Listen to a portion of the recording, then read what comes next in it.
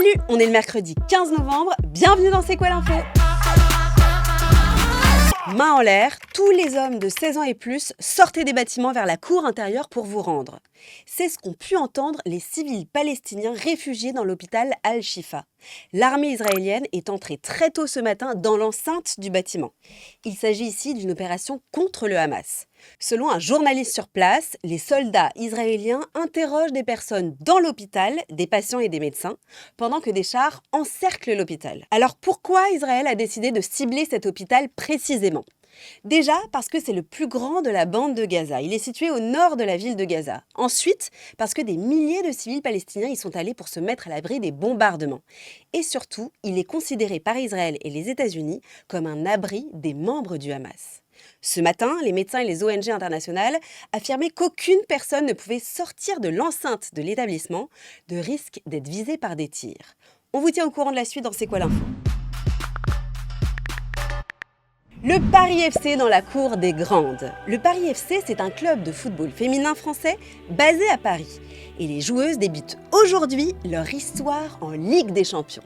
La Ligue des Championnes en fait. C'est un exploit pour ce petit club qui a réussi pour la première fois de son histoire à se qualifier cette saison pour la phase de poule de la Ligue des Champions, aux côtés de leurs coéquipières du PSG et de l'OL.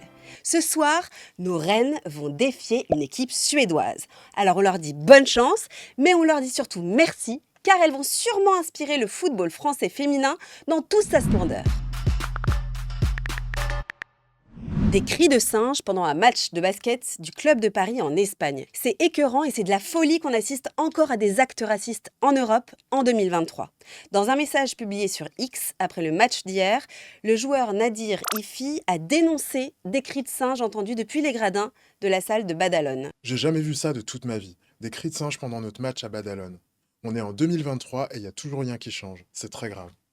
En réponse à ce message, son coéquipier suisse a lui aussi écrit sa colère. Le club de Badalone, situé dans la province de Barcelone, a déjà été critiqué pour la présence d'actes racistes dans ses tribunes. Plus globalement, le sujet des cris racistes en Espagne a pris de l'ampleur l'année dernière avec le cas de Vinicius. Ce joueur est régulièrement pris à partie par des publics de la Liga dans le football espagnol. 58,5 degrés. C'est le record de température enregistré à Rio de Janeiro. Le Brésil est frappé par une canicule extrême depuis le week-end dernier. 15 États ont été placés en alerte maximale alors que l'été n'a même pas commencé. Et cette alerte, elle va se produire encore plusieurs jours, au moins jusqu'à vendredi en tout cas. Ce pays connaît des événements climatiques extrêmes depuis plusieurs mois, avec d'une part une sécheresse historique qui a affecté notamment les rivières de l'Amazonie, et d'autre part de fortes pluies et des cyclones dans le sud. Est-ce que vous aussi, vous êtes fan des K-dramas comme notre journaliste Lucie ? Ce sont ces séries romantiques sud-coréennes. Elles font de plus en plus de fans en France. Ce qu'il faut savoir, c'est que ce sont des séries romantiques. Donc forcément, on s'attache plus facilement aux personnages. Leur côté fleur bleue plaît à tout le monde, sans exception. Ces séries télé étaient avant consommées par les fans de la pop culture asiatique, mais maintenant, avec toutes les plateformes de diffusion, les dramas coréens ont élargi leur public.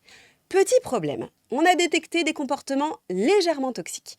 C'est l'influenceuse Louise Aubry qui l'explique super bien dans sa vidéo dédiée à ce sujet. Donc souvent, l'homme, par amour pour celle qu'il aime, invoque le fait de vouloir la protéger, et ce qui peut justifier tous les comportements, même des comportements très problématiques, comme le fait de l'amener de force à un autre endroit, de s'infiltrer chez elle, ou encore de la kidnapper. Donc la possessivité, qui, rappelons-le, est un trait fondamentalement toxique, est glamourisée et dépeint comme une preuve d'amour hyper puissant. Alors moi, ça me va pas du tout.